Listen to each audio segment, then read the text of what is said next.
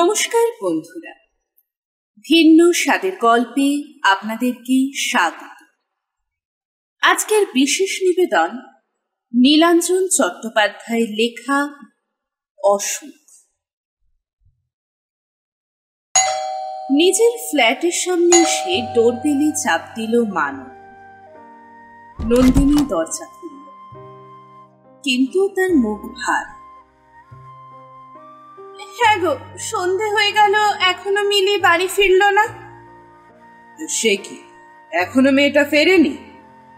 অবাক হলো মান, একটু বিরক্ত হল। আচ্ছা, আমি দেখছি, দরজা বন্ধ কর। সিঁড়িতে চটির শব্দ উঠল, নিচে নেমে গেল মান। সুদৃশ্য, পরিচ্ছন্ন এবং ঝাঁ চকচকে এই আবাসনটির নাম স্বপ্নময়। এখানে 780 বর্গফুটের একটা ফ্ল্যাটের মালিক হয়েছে মান। বেশি দিন নয়, মাত্র 1 বছর কয়েক মাস।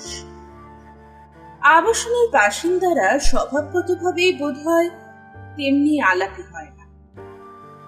অনেক সময় সামনাসামনি দেখা হলেও মুখ ঘুরিয়ে চলে যায়। সে কারণেই বোধ হয় আশেপাশের প্রতিবেশীদের সঙ্গে এখনো মানব বা নন্দিনী কারোরই ভাবসাব তেমন জমে ওঠে। কিন্তু তাদের একমাত্র মেয়ে মিলি এখানে বেশ কিছু বন্ধু জুটিয়ে নিয়েছে। তাদের মধ্যে সব থেকে বেশি ভাবদার শুভশ্রীর সঙ্গে। এই আবাসনের এম ব্লকের দোতলায় থাকে। মিলির মতো শুভশ্রীও ক্লাস 6-এ পড়ে, তবে একই স্কুলে না, অন্য স্কুলে। মিলি পড়ে ইংরেজি মাধ্যমের এক নামী স্কুলে, যেখানে বছরখানেক আগে তাকে ভর্তি করতে যথেষ্ট বেগ পেতে হয়েছিল মানবকে। শুভশ্রীদের ফ্ল্যাটে অবশ্যই রোজই খেলতে যায় মিলি, কিন্তু কোনোদিন বাড়ি ফিরতে তার দেরি হয় না। তাহলে আজ দেরি হচ্ছে কেন? আবাসনের পিচ রাস্তায় হাঁটতে হাঁটতে মেয়ের প্রতি মৃদু রাগ অনুভব করে মান। নন্দিনী যে মাঝে মাঝে মিলির বিরুদ্ধে অভিযোগ করে সেটা ঠিক, বাইরের থেকে আজকাল যেন বড় মন হয়েছে মিলি, এবং পড়াশোনাতেও সে তেমন মনোযোগ দিচ্ছে না। অবশ্য মিলির পড়াশোনার ব্যাপারে মানব নিজে যে খুব একটা খোঁজ খবর রাখতে পারে তা না। ক্লাস 6-এর পড়ুয়াকে পড়ানোর মতো ধৈর্য তার নেই। মিলির পড়াশোনা নন্দিনী সামনে। নন্দিনী একটা কথা মানবকে প্রায় বলে, মিলি নাকি স্কুলের হোম টেস্ট থাকলে মাকে ঠিক মতো জানায়। কয়েকদিন আগে ক্লাস টিচার মিলির খাতায় অ্যাডভার্স কমেন্ট করেছে। মানব ঠিক বুঝতে পারে না কেন এমন হচ্ছে। সে তো অনেক আশা করে মিলিকে একটা দামি স্কুলে ভর্তি করেছে, কিন্তু তাতে ফল ভালো হওয়ার বদলে এরকম হচ্ছে কেন? আজ রবিবার। পরশুদিন মিলি খামের মধ্যে আটা একটা চিঠি নিয়ে এসেছে স্কুলের হেডমিস্ট্রেসের কাছ থেকে। খামের উপর লেখা ছিল আর্জেন্ট এবং কনফিডেন্সিয়াল।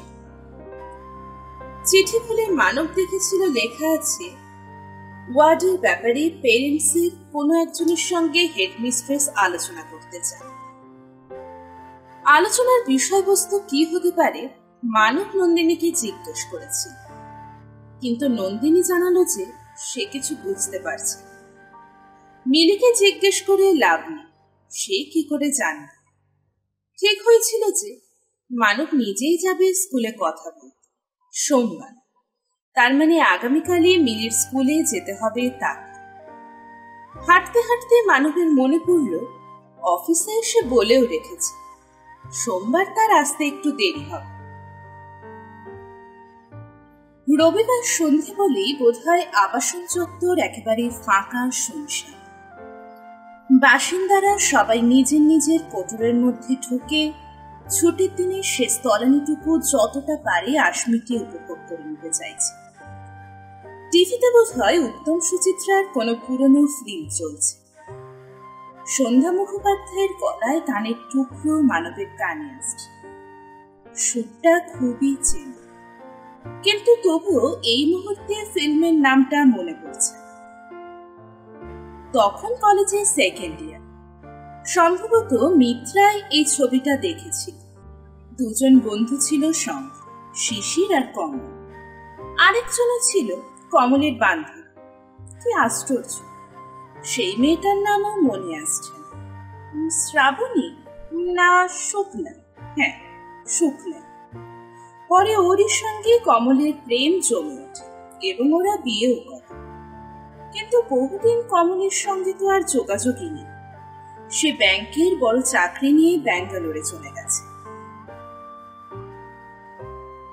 আজ বিকেলের দিকে টুকিটাকি জিনিসপত্র কিনতে একটু বাজারের দিকে যেতে হয়েছিল মানবকে। পাউরুটি, মাখনের প্যাকেট, শেভিং ক্রিম এসব কেনার দরকার ছিল। তখনই সে মিলিকে এম ব্লকে পৌঁছে দিয়েছিল। মিলি ব্লকের ভিতরে ঢুকে গিয়েছিল। মানব আর দাঁড়ায়, হেঁটে গিয়েছিল বাজারের দিকে। জিনিসগুলো কিনতে যে তার খুব দেরি হয়েছে তা না। রাস্তায় তার সহকর্মী দিলীপের সঙ্গে দেখা হয়ে গেল। দিলীপও এই আবাসনের বাসিন্দা। অনেক আগে থেকেই সে এখানে আছে। বস্তুত তারই উৎসাহে মানব এখানে ফ্ল্যাট কেনায় আগ্রহী। দেখা হতে দিলীপ দোকান থেকে চা খাবার প্রস্তাব দিল। বাজারে একটা চায়ের দোকানে বসল তারা। চায়ের দোকানে তো আজকাল বসার সুযোগই হয়। ওখানে বসলেই তার কলেজ জীবন এবং বেকারত্বের দিনগুলো মনে পড়ে। দিলীপ চা নেয়, সিগারেট। দুজনে বেশ কিছুক্ষণ আড্ডায় মেতেছিল। তারপর কখন নিঃশব্দে সন্ধে নেমে এলো আর খেয়াল নেই। শুভশ্রীদের ব্লকের দোতলায় উঠেই যেন একটা ধাক্কা খেলো মানব। ওদের ফ্ল্যাটে তো তালা। মিলি যখন ঘন্টাখানেকের আগে এসেছিল এখানে, তখন কি এরকম তালা বন্ধই ছিল এই ফ্ল্যাট?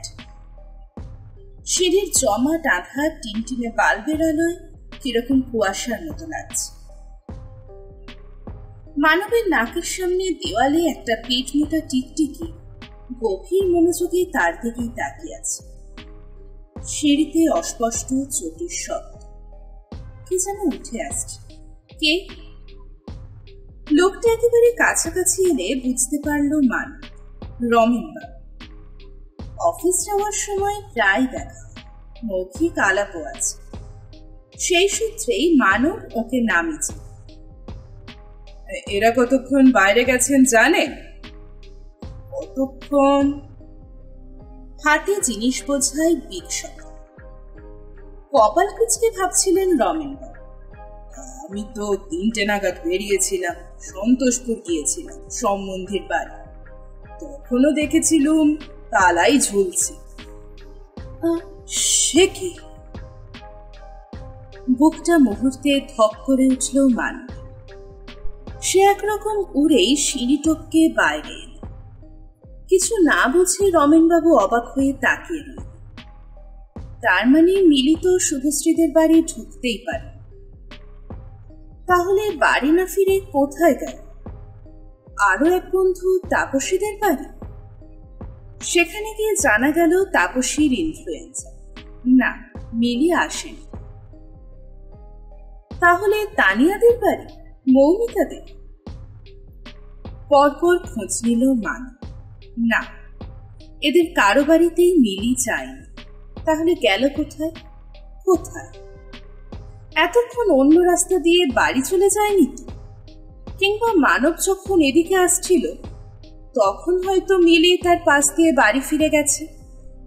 আবাসনের রাস্তায় আলোগুলো অধিকাংশই জ্বলে না, সুতরাং কেউ কাউকে হয়তো দেখতে পায়নি। কিন্তু সেটা জানা যাবে কিভাবে? বাড়ি ফিরে যাবে মানে অনেকটা হাঁটতে হবে। এদিকটা আবাসনের শেষ, আর কপা হাঁটলেই বড় রাস্তা। সেখানে আবাসনের গেটের বিপরীতেই ফোনের বুথ। সুতরাং হাস্যকর মনে হলেও মানব পা চালিয়ে পাবলিক বুথে এবং নিজের বাড়িতেই ফোন করল। হ্যালো, আমি বলছি, মিলি ফিরেছে? মিলি? না তো। তুমি বললে যে শুভশ্রীদের বাড়ি যাচ্ছে। শুভশ্রীরা দুপুর থেকে নেই, ওদের ফ্ল্যাটে তালা। সে কি? তাহলে মেয়ে কোথায় গেল? দেখি আরেকবার খোঁজ করে, ব্যস্ত হয়েও না। রিসিভার নামিয়ে রাখলো মানব। কটকট শব্দে মেশিন থেকে বিলের প্রিন্ট আউট বেরিয়ে 2 টাকার একটা কয়েন এগিয়ে দিয়ে মানব আবার রাস্তায় নাম। কিন্তু এই আবাসনের 70টি ফ্ল্যাটের প্রতিটিতে মিলির খোঁজ করা তো সম্ভব না। তাই মানবের মাথায় একটা বুদ্ধি। উচিত অনুচিতের তোয়াক্কা না করে সে আবাসনের পিচ রাস্তা ধরে হাঁটছিল আর গলা খুলে চেঁচাচ্ছিল, মিলি, মিলি। যদি কোনো ফ্ল্যাটে ঘটনাচক্রে মিলি থেকে থাকে তাহলে বাবার এই ডাকে নিশ্চয়ই সাড়া দেবে। মিলির সাড়া নেই। যদিও মানবের সেই বেপরোয়া চিৎকার আবাসনের ঘরে ঘরে রবিবাসরীয় এবং শান্ত আলসেমিতে তীক্ষ্ণ পাথরখণ্ডের মতো বিঁধছিল যেন। জ্যামিতিক ছকে গায়ে গায়ে দাঁড়িয়ে থাকা ফ্ল্যাটগুলোর বারান্দায় 1, 2, 3টে ক্রমে অনেক মুখের কৌতূহলী সমাবেশ। কি ব্যাপার, ওভাবে চেঁচাচ্ছেন কেন? মেয়েকে পাচ্ছেন না, সে কি কোথায় গেল? ওমা, সে কি কাণ্ড! এই যাও যাও যাও, নিচে নেমে দেখো। হ্যাঁ হ্যাঁ, দেখছি আমরা, আপনি ব্যস্ত হবেন না। আরো 8 ঘন্টার মতো সময় লাগলো নিশ্চিত হতে যে মিলি সত্যি সত্যি নিখোঁজ। আগুনের মতো ছড়িয়ে গেল খবরটা। আবাসনের সবাই জানল যে সি ব্লকের মানব রায়ের 11 বছরের মেয়েকে খুঁজে পাওয়া যাচ্ছে। মানবদের ফ্ল্যাটে এখন প্রচুর মানুষের ভিড়। কাউকে কাউকে সে চেনে, অনেককেই চেনে।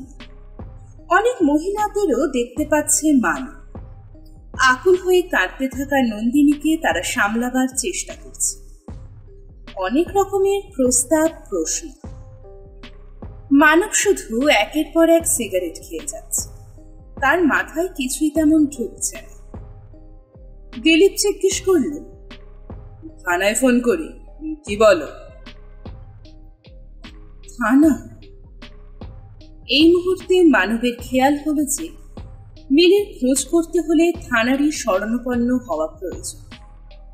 থানায় যতবার রিং করলো দিলীপ ততবারই এনগেজ সাউন্ড। থানা, ফায়ার ব্রিগেড, গ্যাসের দোকান, কর্পোরেশন অফিস, পাওয়ার স্টেশনের অফিস, এসব জায়গায় ফোন করলে বোধহয় কখনো চট করে পাওয়া যায় না। ধুস, বিরক্ত হয়ে সে হাল ছেড়ে দিল। থানার ফোন হয় খারাপ, না হয় রিসিভার তুলে রাখে। থানার ব্যাপার তো। কি করা যায় বলো তো? প্রশ্নটা করে মানবের প্যাকেট থেকে সিগারেট টেনে নিয়ে ধরালো তিনি। একজন প্রতিবেশী জিজ্ঞাসা করল, আপনারা শিওর তো যে অন্য কোথাও মেয়ে যেতে পারে না? মানব মুখ তুলে জিজ্ঞাসা করল, অন্য কোথাও মানে? ধরুন একটু দূরে অন্য কোনো বন্ধু টন্ধুর বাড়ি কিংবা কোনো আত্মীয় স্বজনের কাছে। আমাদের না জানিয়ে হাউজিং এর বাইরে যেতে মেয়ে অভ্যস্তই নয়। ঘরের মধ্যে আবার অস্বস্তিকর নীরবতা। শুধু পার্লারের ওপাশ থেকে নন্দিনীর কান্নার মৃদু শব্দ। শেষ হয়ে আসা সিগারেট অ্যাস্ট্রেতে গুঁজে দিল তিনি। তারপর উঠে দাঁড়াল। মানবকে বলল, আর বোধহয় দেরি করা ঠিক না, থানাতেই যেতে হবে। থানা এখান থেকে বেশি দূরে না, হেঁটে মিনিট 2। মানব, দিলীপ এবং আবাসনের আরো কয়েকজন দ্রুত থানার দিকে হাঁটছিল। শিব মন্দিরের বাঁকটা ঘুরতেই দিলীপ আচমকা বলল, আরে ওই মেয়েটা কে আসছে, আমাদের মিলি না? কে মিলি? কোথায় মিলি? আশ্চর্য! হ্যাঁ হ্যাঁ, মিলি তো। প্রবল আবেগের হাঁচর পাঁচর মানবের বুকে। সে ছুটে গেল। গলির আলো খুব যে জোরালো তা না, তবু কিরকম আড়ষ্ট ভঙ্গিতে হেঁটে আসা নিজের মেয়েকে কি চিনতে ভুল হয়? এক ঝটকায় মিলিকে কোলে তুলে নিল মান। অনেকদিন পর মেয়েকে কোলে তুল। কোথায় গিয়েছিলি মিলি? কোথায় বল মা? পাগলের মতো মানবের চুমু মেয়ের কপাল। এত তাড়াতাড়ি সে মিলিকে ফিরে পাবে ভাবেই। হ্যাঁ রে, কোথায় গিয়েছিলিস আমাদের না বলে? মৃদুস্বরে মিলি বলল, আমাকে ধরে নিয়ে গেছিল বাবা। ধরে নিয়ে গেছিল? কারা? শুধু মানবীর একার নয়, অনেকেরই প্রশ্নের পর প্রশ্ন। কোনটার উত্তর দেবে একরত্তি মেয়েটা? দিলীপ বুঝলো ব্যাপারটা, বলল, এই মুহূর্তে খুব ঘাবড়ে গেছে। এখনই এভাবে জেরা করা ওকে ঠিক নয়। আগে বাড়ি চলুক, মায়ের কাছে ওকে বিশ্রাম নিতে দিন, তারপর না হয় শোনা যাবে কি হয়েছিল। একটু ধাতস্থ হবার পর মিলি অবশ্যই সবই বলল। রীতিমতো চাঞ্চল্যকর কাহিনী। শুভশ্রীদের ফ্ল্যাটে তালা দেখে সে রাস্তায় নেমে আসে। কোথায় যাওয়া যায় ভাবছি। এমন সময় পিচ রাস্তা ধরে একটা নীল অ্যাম্বাসেডর তার ঠিক পাশটিতে এসে দাঁড়ায়। সে কিছু বোঝবার আগেই দুজন লোক গাড়ি থেকে নেমে আসে। তাকে টেনে হিচড়ে জোর করে গাড়িতে তোলে। চেঁচালি না কেন? চিৎকার শুনলেই তো কেউ না কেউ ছুটে আসতো। আমি তো চেঁচাতেই যাচ্ছিলুম, কিন্তু একটা লোক আমার মুখটা এত জোরে চেপে ধরলো যে চেঁচাতে পারলুম না। খুব লাগছিল মুখে। আহা, দেখি ঠোঁটটায় লেগেছে। নন্দিনী মিলির ঠোঁট দেখতে লাগলো। মানবও তাকাল, কিন্তু তেমন কোনো আঘাতের চিহ্ন অবশ্য দেখতে পেল না। ঠিক আছে, তারপর তোকে নিয়ে গাড়ি চলতে শুরু করলো। মিলি যা জানালো তা হলো সংক্ষেপে এরকম। মিলিকে জোর করে তুলে গাড়ি চলতে শুরু করল। দুজনের একজন তার মুখ সমানে চেপে ধরে আছে, আরেকজন তাকে জাপটে ধরে আছে, যাতে সে বেশি ছটফট না করতে পারে। কিন্তু কিছু দূর যাবার পরে ওদের তর্কাতর্কি বেঁধে যায়। যে গাড়ি চালাচ্ছিল সে বলে যে যাকে ধরে আনার কথা হয়েছে সে এই মেয়েটি নয়, ভুল মেয়েকে ধরে আনা হয়েছে। তারপর খানিক বাদেই ওরা গাড়ি থেকে নামিয়ে দেয় মিলিকে। কোথায় নামিয়ে দিল? হ্যারি, কোথায়? বেশি দূরে না, চৌরাস্তার মোড়, ওই বাস স্ট্যান্ডের ওখানে। ওমা, সেখান থেকে হাঁটতে হাঁটতে এলি? একা একা অতটা পারলি আসতে?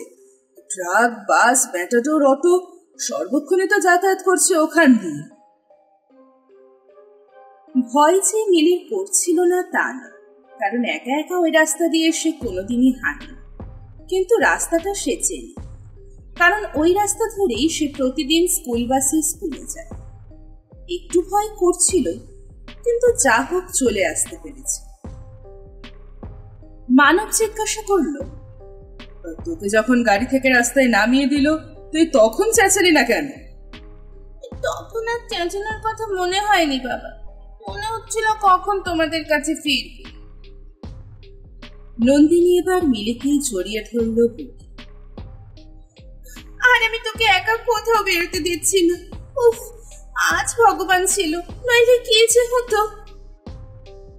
এই সময় দিলীপ এসে মানবকে একবার ডাক। মানব তার সঙ্গে নেমে গেল নিচে। পিচ রাস্তায় আবাসিকদের বেশ বড় জটলা। মিলিকে ওরা ভুল করে ধরে নিয়ে গেছে, না হয় ছেড়ে দিয়েছে, কিন্তু ব্যাপারটাকে এখান থেকে ইতি টানলে চলবে। আবাসনের মাঝখান দিয়ে পিচের রাস্তাটাই হলো যত অনর্থের মূল। এই রাস্তাটা আসলে কমন থরোফেয়ার। কত রকমের লোকজন সারাদিন যাতায়াত করছে এই আবাসনের মাঝখান দিয়ে, তাদের কার মনে কি মতলব আছে কে জানে। মিলি হয়তো নয়, কিন্তু তারই বয়সে অন্য কোনো মেয়ে হয়তো এই দুষ্কৃতীদের টার্গেট। সুতরাং ওরকম বয়সের মেয়ে যাদের আছে তাদের সকলকেই সাবধান হতে হবে। কিন্তু সবকিছুর আগে মিলিকে ধরে নিয়ে যাওয়া এবং ছেড়ে দেওয়ার ব্যাপারটা থানায় জানিয়ে একটা ডায়েরি করে রাখা উচিত। জনগণের একটা বড় দল গেল থানায়, মানবও গেল, তাকে তো থাকতেই হবে। থানার ওসি ছুটিতে, ভারপ্রাপ্ত অফিসার ডায়েরি নিয়ে বাড়ি ফিরতে অনেক রাত। মিলি ঘুমিয়ে পড়েছে। আহা, ঘুমোবেই তো, ওর শরীরের এবং মনের ওপর দিয়ে কি কম ধকল গেছে। ডাইনিং টেবিলে মুখোমুখি দুজনে। রুটির টুকরো ছিঁড়ে তরকারি দিয়ে মুখে দেবার সময় মানব লক্ষ্য করল যে খাবারের প্লেট সামনে নিয়ে নন্দিনী কি ভাবছে, খাচ্ছে না। কি হলো, খাচ্ছ না? ভাবছি আজ যদি মেয়েটি এভাবে না ফিরে আসতো, এতক্ষণে কি করতাম বলো তো আমরা? কিসে কি হতো এটা নিয়ে ভেবো না, দুশ্চিন্তা বাড়বে। আজকের ঘটনায় মিলি খুব ঘাবড়ে গেছে। ও বলছিল। কি বলছিল? ঘুমোতে যাওয়ার আগে আমাকে মিলি বলেছিল যে দূরের স্কুলে ও আর পড়বে না, তার থেকে কাছাকাছি কোনো স্কুল যেখানে আমি বা তুমি কিংবা দিয়ে আসতে পারবো, নিয়েও আসতে পারবো। নন্দিনী কথা শুরু করেছে, খাওয়ার ফাঁকে ফাঁকে কথা বলছে। মানবের খাওয়া প্রায় শেষ। জলের গ্লাসে চুমুক দিয়ে গ্লাসটা নামিয়ে রেখে মানব এবার বলল, কাছাকাছি স্কুল আর কোথায়? প্রভাবতী দেবী উচ্চ মাধ্যমিক, সে তো বাংলা মিডিয়াম। তা শুনেছি স্কুল খারাপ না। এবছর উচ্চ মাধ্যমিকে 20 জন পরীক্ষা দিয়েছিল, 18টাই ফার্স্ট ডিভিশন পেয়েছে। কিন্তু এত কাঠখড় পুড়িয়ে রেপুটেটেড স্কুলে ইংলিশ মিডিয়ামে মেয়েকে ভর্তি করলাম, সেখান থেকে ছাড়িয়ে আবার বাংলা মিডিয়াম, এ তো তুগলকি ডিসিশন হয়ে যাবে। তুমি তো ওকে পড়াও না, আমি পড়াই। মিলি প্রায় বলে এই স্কুলে ওর ভালো লাগছে না, ক্লাস টিচারের নাকি ওকে খুব অপছন্দ, হেডমিস্ট্রেসকেও নাকি খুব ভয় পায়। কিন্তু কেন তা বলতে পারবো না, তবে এটা লক্ষ্য করছি যে স্কুলে যেতে ওর যেন উৎসাহের অভাব। আগামীকাল তো ওর স্কুলে হেডমিস্ট্রেসের সঙ্গে আমার অ্যাপয়েন্টমেন্ট আছে, কি জন্য উনি ডেকেছেন তাও স্পষ্ট না। দেখো গিয়ে কি বলেন। এটু হাত শুকিয়ে প্রায় পর মানব উঠে পড়ে, হাত ধুতে হবে। নন্দিনীর খাওয়াও প্রায় শেষের দিকে। কি বলছেন আপনি? এসব বিশ্বাস করা শক্ত আমার পক্ষে। হেডমিস্ট্রেস মধুরিমা বসুর হাফ সেক্রেটারিয়েট টেবিলের উল্টো দিকে চেয়ারে বসে মানব বলল। মধ্যবয়সী হলেও মধুরিমার চেহারায় ধার এখনো যথেষ্ট। ওভাল শেপ মুখ, ফর্সা, ডান হাতে শুধু একটা ঘোর, কানের পাতলা লতিতে খরগোশের চোখের মতো দুটো লাল ছোট ছোট পাথর। উজ্জয়িনী ক্লাস টেস্টের পেপারস আপনাকে দেখালাম মিস্টার রায়। মধুরিমার গলার স্বর হাসত। চোখ থেকে রিমলেস চশমা খুলে তিনি টেবিলে রাখলেন। যা দেখলেন অ্যাজ আ ফাদার আপনার তো বিশ্বাস করতে কষ্ট হবে, I know, but I am also helpless. মানবের সামনে টেবিলের স্বচ্ছ কাচের উপর কয়েকটা খাতা ছড়ানো, মিলির ক্লাস টেস্টের পেপারস।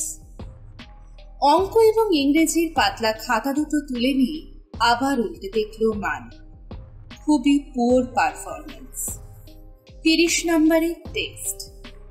অঙ্কে মিলি পেয়েছে 5, ইংরেজিতে 6। অন্যান্য বিষয়েও খুবই হতাশাব্যঞ্জক নম্বর পেয়েছে মিলি। কোনোটাতে 10-এর উপর উঠতে পারেনি। হঠাৎ এরকম খারাপ কেন করলো মেয়েটা? পড়াশোনায় মন নেই, নাকি নন্দিনী ঠিক মতো পড়াতে পারছে? ভালো টিউটারের প্রয়োজন মিলির। কিন্তু তার থেকেও যা দুশ্চিন্তার তা হলো, মধুরিমা বলেছিলেন মার্কস কম পেয়েছে, that is not my point. সেটা একটু ট্রাই করলে মেকআপ করে ফেলতে পারে। কিন্তু পেরেন্টসের কাউকে পেপারস না দেখিয়েও যে আপনার সই হুবহু নকল করে আমাদের কাছে আবার জমা দিয়েছে, এটাই a matter of great concern. এক বর্ণ ভুল বলছে না মধুরিমা। এই স্কুলের নিয়ম হলো ছাত্রছাত্রীরা ক্লাস টেস্টের খাতা বাড়িতে নিয়ে গিয়ে গার্জেনদের দেখাবে, গার্জেন তাতে সই করে দেবে। খুঁটিয়ে খুঁটিয়ে খাতাগুলো আরো একবার দেখলো মানব। আশ্চর্য, কে নিখুঁতভাবেই না তার নিজের মেয়ে তার সই নকল করেছে। দেখতে দেখতে বুক কিরকম কেঁপে উঠল মানবের। মাথার উপর তুরন্ত গতিতে ফ্যান। আজ যে খুব গরম তাও না, তবুও মানব অনুভব করল শার্ট আর গেঞ্জির নিচে সে বেশ ঘামছে। শুধুমাত্র অনুমানের উপর নির্ভর করেই আপনি আপনাদের দুজনের যে কোনো একজনকে ডেকেছিলেন। মানব তাকিয়েছিলেন ওর মুখের দিকে। এক মুহূর্ত শাড়ির আঁচল ঠিক করে নিলেন মধু, তারপর আবার বললেন, উজ্জয়িনী যে বেশ কিছুদিন ধরে ক্লাস টেস্টে পুয়ার পারফরমেন্স করছে এবং তার ফলে গার্জেনকে খাতা দেখাচ্ছে না, নিজেই গার্জেনের সই হুবহু নকল করে ক্লাসে জমা দিচ্ছে, কিভাবে এটা ডিটেক্ট করলাম বলুন তো? মানবীর কান মাথা ঝাঁঝা করছে। তার ইচ্ছে হচ্ছিল বলে, আমার এসব শোনার দরকার নেই, কিন্তু সে বলার মতো জোর কই তার। মুখখানাকে যতখানি পারা যায় থমথমে করে রেখে সে তাকিয়ে রইল মধুরিমার মুখের দিকে। বেশি দিন নয়, এই তো কিছুদিন আগে ওদের ক্লাস টিচার আমার কাছে গল্প করছিল যে ক্লাসে এক স্টুডেন্ট নাকি অদ্ভুতভাবে সই নকল করতে পারে। মাঝে মাঝেই বন্ধুদের রিকোয়েস্টে সে নাকি অনেক টিচারের সই নকল করে দেখায়। জানলাম মেয়েটির নাম উজ্জয়িনী। আমি তখন সেই ক্লাস টিচারকে বলেছিলাম, একবার পাঠিয়ে দিও তো মেয়েটিকে, যা বলছো তা তো খুব ইন্টারেস্টিং লাগছে। রিসিভার বেজে উঠল। কথা বললেন মধুরিমা। তারপর রিসিভার নামিয়ে রেখে মৃদু হাসলেন। Sorry for disruption. কি ব্যাপারটা যেন বলছিলাম? ও হ্যাঁ, পরের দিনই ওর ক্লাস টিচার আপনার মেয়ে উজ্জয়িনীকে আমার কাছে পাঠিয়ে দিয়েছিল। ইতিমধ্যে আমি ওর ক্লাস টেস্টের পারফরমেন্স দেখেও নিয়েছিলাম, পেপারসও দেখেছিলাম। আপনার সিগনেচার রয়েছে। তবুও কিরকম সন্দেহ হলো, সাম ডাউট। এটা 20 ইয়ার্স টিচিং এর এক্সপিরিয়েন্সই বলতে পারে। আপনার মেইলে আমি জিজ্ঞেস করেছিলাম, তুমি নাকি এনি সিগনেচার এক্স্যাক্টলি কপি করতে পারো? No answer. মুখ নিচু করে দাঁড়িয়েছি। তারপর আমি জিজ্ঞেস করলাম, তুমি ক্লাস টেস্টের পেপারস পেরেন্টসকে দেখিয়েছো? ও ঘাড় নাড়ল, কিন্তু আমার চোখের দিকে একটিবারের জন্য তাকাচ্ছিল। কিরকম পিকিউলিয়ার ভঙ্গিতে ঘাড় গুঁজিয়ে দাঁড়িয়েছি, আর তাতেই আই হ্যাড সাম সাসপিশন। তারপর আমার চিঠি পেয়ে আজ আপনি এসেছেন। অস্বস্তির অনুভব মানব। সেও এখন ঠিক চোখ তুলিয়ে তাকাতে পারছে না মধুরিমার দিকে। কি বলবে সে? এটা তো সত্যি যে মিলিতাকে ক্লাস টেস্টের পেপারস দেখায়নি, আর সে সইও করে। নন্দিনীকেও যে দেখায়নি এ ব্যাপারেও মানব পুরোপুরি নিশ্চিত, কারণ সেক্ষেত্রে নন্দিনী চুপ করে থাকতো নাকি? শুধু সই নকল করা যায় না, মিথ্যে বানিয়ে বলাও অভ্যেস আছে আপনার মেয়ে। She imagines things. কিরকম? আপনি তো company executive. Yes. If you don't mind, Mr. Rai, আপনি কি কোম্পানির managing director? Of course not. আমি ডেপুটি ম্যানেজার। আমার মতো আরো দুজন অফিসে আছেন। কিন্তু এই প্রশ্ন আপনি কেন করছেন? এই স্কুলে অ্যাডমিশনের সময় পার্টিকুলারসে আপনি আপনার অফিসিয়াল ডেজিগনেশন ঠিকই লিখেছেন, কিন্তু আপনার মেয়ে ওর ক্লাসমেটদের বলে যে তার বাবা একটা খুব বড় কোম্পানির ম্যানেজিং ডিরেক্টর। How strange! কিন্তু ও এরকম কেন বলে বলুন তো? আমি কিংবা ওর মা কেউ ওকে কোনোদিনও এসব শেখায়নি। I know, Mr. Rai. Please don't misunderstand me. Don't be sentimental. মানব মুখ নিচু করে বসে থাকে। রীতিমতো উত্তেজিত সে নিজের ভিতর। স্কুলে কেন এরকম অদ্ভুত ব্যবহার করছে মেয়েটা? এত যে গুণবতী হয়েছে তা তো সে কিছুই জানতে পারেনি। যে জিনিসটাকে মানব আগাগোড়া ঘৃণা করে এসেছে, সেই মিথ্যে বলার স্বভাব হয়েছে তারই মেয়ের। ডেপুটি ম্যানেজার বাবাকে লোকের কাছে ম্যানেজিং ডিরেক্টর বানিয়ে দেওয়া কেন? কেন কেন? অদৃশ্য বলতে থেকে ছোড়া ঢিল যেমন অতর্কিতে কপালে এসে লাগে, তেমনি একটা কথা হঠাৎ ছলকে ওঠে মানবের মনে। কয়েক মাস আগে নন্দিনী মিলির সামনে থাক, এই বোঝাপড়া বাড়ি ফিরে নন্দিনীর সঙ্গেই হবে। মধুরিমা আবার কি বলেছিল? মানব নিজের সঙ্গে মগ্ন ছিল বলে ঠিক শুনতে পায়, তাই সে জিজ্ঞেস করল, কিছু বলছেন ম্যাডাম? বলছি যে কাগজে গতকাল কি একটা পড়লাম মনে হলো। আমি 3টে পেপারস রাখি, 2টো ইংলিশ, একটা বেঙ্গলি। সব পেপারসে দেখলাম নিউজটা এসেছে, আপনার মেয়েকে নাকি কিডন্যাপাররা পিক আপ করে নিয়ে গেছিল, আবার নিজেদের ভুল বুঝতে পেরে ফিরিয়ে দিয়ে গেছে। হ্যাঁ, সে এক সাংঘাতিক ব্যাপার। এক ভীষণ বিপদ থেকে রক্ষা পেয়েছে আমার মেয়ে। যেন প্রসঙ্গ পাল্টাবার সুযোগ পেয়েই মানব হাঁপ ছেড়ে বাঁচে। সে বেশ সবিস্তারে সচেতনভাবে নাটকীয়তা মিশিয়ে বিবরণ দেয় ঘটনা, কিন্তু মধুরিমার মুখে কোনো কম্পনের আভাস নেই, চোখেও নেই কৌতূহল কিংবা ভয়ের প্রকাশ।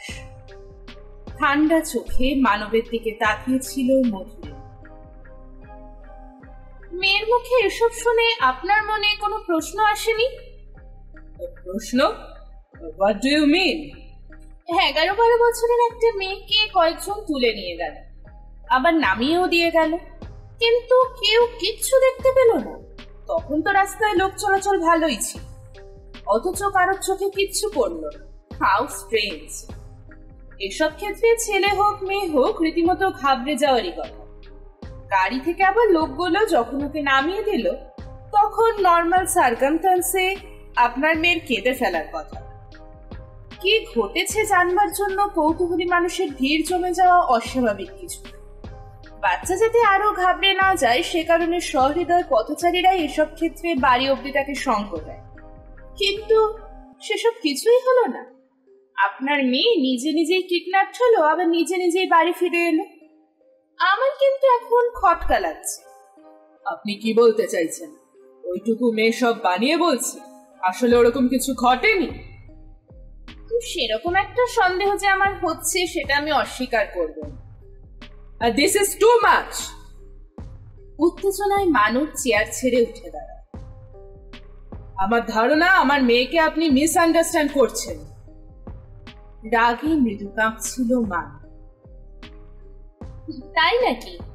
আপনি যেন একটু বেশি উত্তেজিত হয়ে পড়েছেন মিস্টার রায়। আপনি আপনার মতো ভাবছেন, কিন্তু আমি ভাবছি এরকম।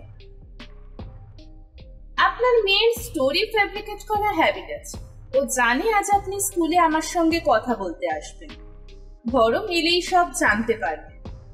সেই কারণে এরকম একটা কিডন্যাপিং এর গল্প ফেঁদে ও আপনাদের সিম্প্যাথি আগেভাগেই হয়তো আদায় করে নিতে চাইছে, হয়তো আপনাদের অ্যাটেনশন অন্যদিকে ডাইভার্ট করতেও চাইছে। চাইল্ড সাইকোলজি খুব জটিল মিস্টার রায়, আমি এ ব্যাপারে স্টাডি করেছি। কিন্তু আপনি যা বলছেন এক্ষেত্রে সেরকম হতে পারে না। এতটা ভেবে নেওয়া মনে হয় বোধহয় ওর উপর অবিচার করাই হবে। বিশ্বাস করুন, আমরা ওকে সবসময় ভালো শিক্ষাই দিতে চাই। কথাগুলো বলছিল আর মানব উত্তেজনায় কাঁপছিল।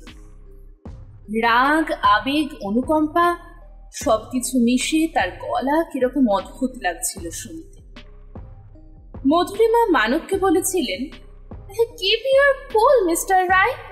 যদি আমার কথা আপনাকে হার্ট করে থাকে বিশ্বাস করুন আমি দুঃখিত। দেরিতে অফিসে পৌঁছে নিজের চেম্বারে ঢুকে সবেমাত্র একটা ফাইলের পাতা উল্টাচ্ছিল মান। পিয়ন এসে জানালো যে এমডি ডাকছে।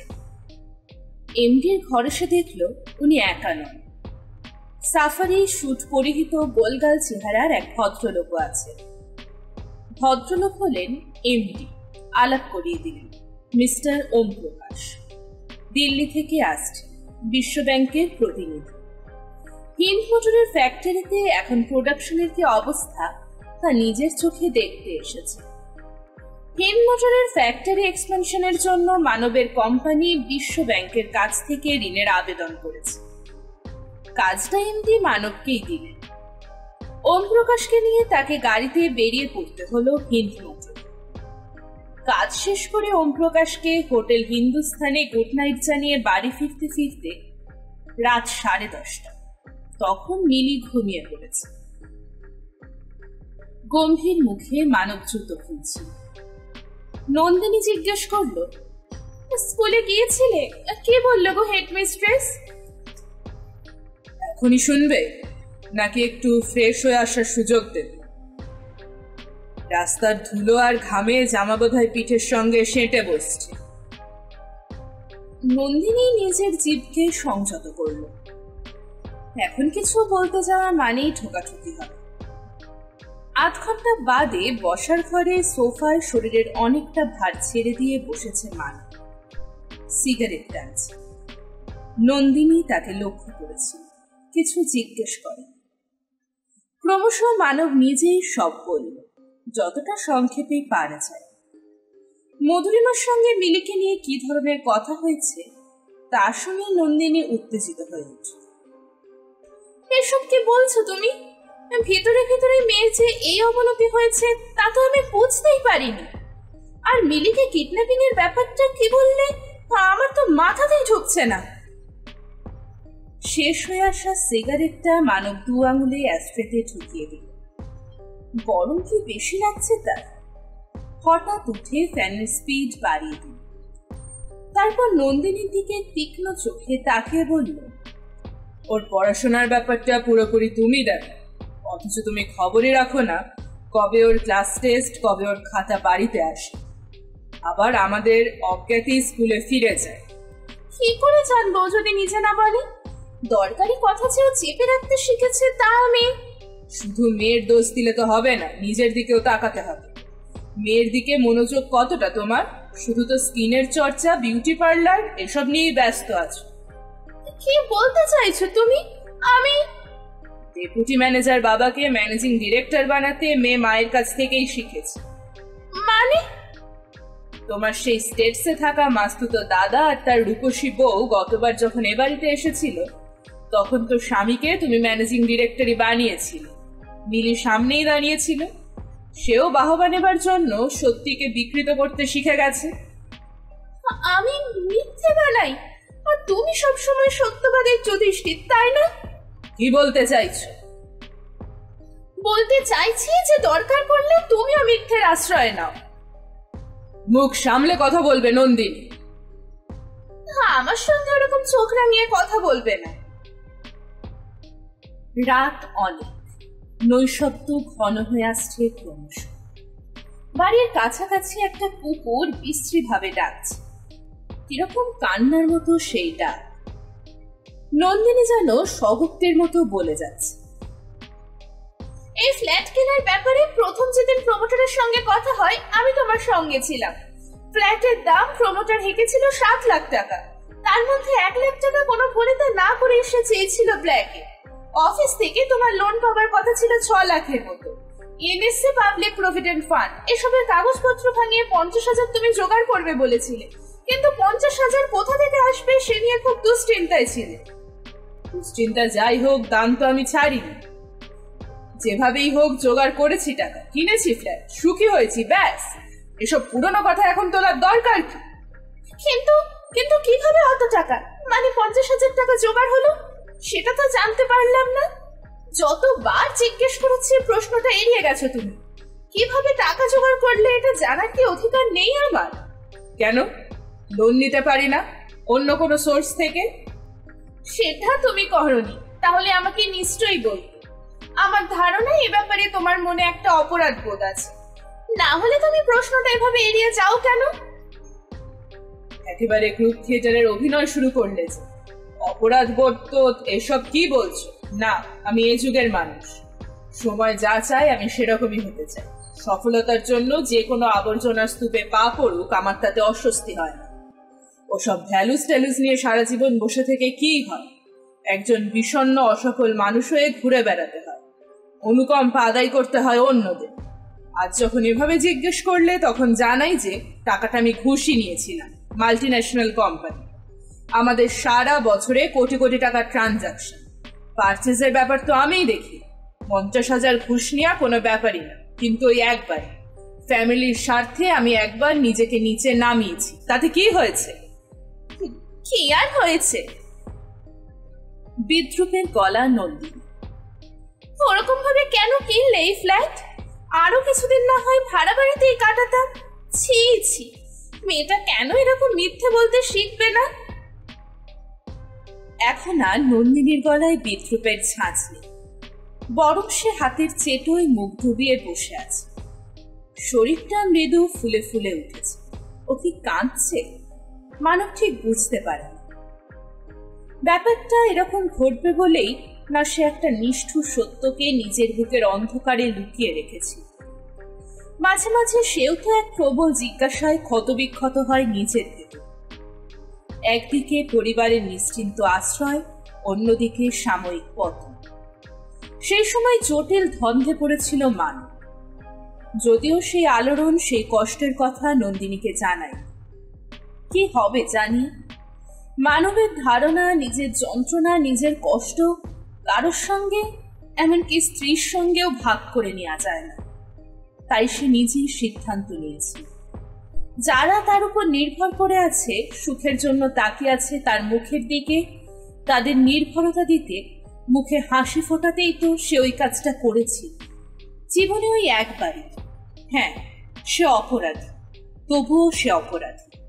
সেই অপরাধের শাস্তিকে নন্দিনী যা বলল তাই ভেবে শিউরে উঠল। সে নন্দিনীর কাঁধে আলতো করে হাত রাখল। হঠাৎই পাশের ঘর থেকে মিলির অস্ফুট আর্তনাদ কানে আসে। মা, ও মা, কি হলো? কান্না ভুলে পাশের ঘরে হুড়মুড়িয়ে ছোটে নন্দিনী। মানবও এগিয়ে যায়। মশারের ভেতর ঢুকে নন্দিনী শায়িত মিলির বুকের উপর হামলে পড়ে। কি হয়েছে মা? কি কোনো খারাপ স্বপ্ন দেখেছো? জানলা দিয়ে কি যে মুখ বাড়াচ্ছিল, বিচ্ছিরি দেখতে একটা মুখ। মানব সুইচ টিপে আলো জ্বালে। একবার জানলার কাছে গিয়ে মুখ বাড়িয়ে দেখে পাশের ফ্ল্যাটের আবছা দেওয়াল। তাছাড়া এটা তো দোতলা বাড়ি, কারোর পক্ষেই জানলা দিয়ে ওকে দেওয়া সম্ভব না। কেন এরকম হয়ে যাচ্ছে মেয়েটা? ওকে কি সত্যি কোনো মনোরোগ বিশেষজ্ঞের কাছে নিয়ে যেতে হবে? মা, জল খাবো। আসছি মা, এখনই জল নিয়ে আসছি। এই শুনছো, একটু দেখো তো মেয়েটাকে, মশা টশা ঢোকে না যেন। মানব সন্তর্পণে মশারির ভিতরে যায়। মিলির মাথাটা বালিশের উপর একটু তুলে দেয়। খুব নরম ভাবে হাত বুলোতে থাকে মিলির মাথায়, আর ভাবে সত্যি কি অসুস্থ মিলি? এই অসুখ কিভাবে সারবে তার? বানিয়ে কথা বলা, মিথ্যে বলা, সেটাও তো অসুখের পর্যায়ে পড়ে। ওয়াটার ফিল্টার থেকে গ্লাসে জল নিচ্ছে নন্দিনী। জল পড়ার আওয়াজ হচ্ছে। ঠিক সেই মুহূর্তেই ঝপ করে অন্ধকার নেমে আসে। অন্ধকারের একটা কঠিন নিরেট দেওয়াল চোখের সামনে। মিলি তাকে জড়িয়ে ধরে, আর মানবের মনে একটা প্রশ্ন আচমকা গুলিয়ে ওঠে। অসুখটা কি একা মিলির? যখন তখন আজকাল পাওয়ার কাট হচ্ছে, দেশলাইও খুঁজে পাচ্ছি না, এত অন্ধকার। ডাইনিং স্পেস থেকে নন্দিনীর বিরক্ত কণ্ঠস্বর মানবের কানে আসে। এখানেই শেষ হলো নীলাঞ্জন চট্টোপাধ্যায়ের লেখা অসুখ। গল্পটি আপনাদের কেমন লাগলো অবশ্যই জানাবেন কমেন্ট বক্সে। আর এখনো যদি আমার চ্যানেলটিকে সাবস্ক্রাইব করে না থাকেন, এক্ষুনি চ্যানেলটিকে সাবস্ক্রাইব করে নিন।